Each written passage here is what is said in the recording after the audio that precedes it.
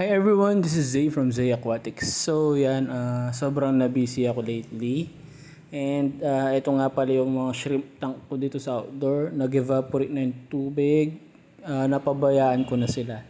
So gagawin ko is i-reset ko na lang tong mga tanks na to. And titignan ko kung may mga shrimp pa. And sana may mga buhay pa na shrimp dito and paparamihin ko ulit. So yan, napuno na ng guppy grass yung mga tanks dito. So sa mga walang mahanap na live foods para sa mga fish nila, yan goods na goods tong PO1 natin from Zay Aquatics.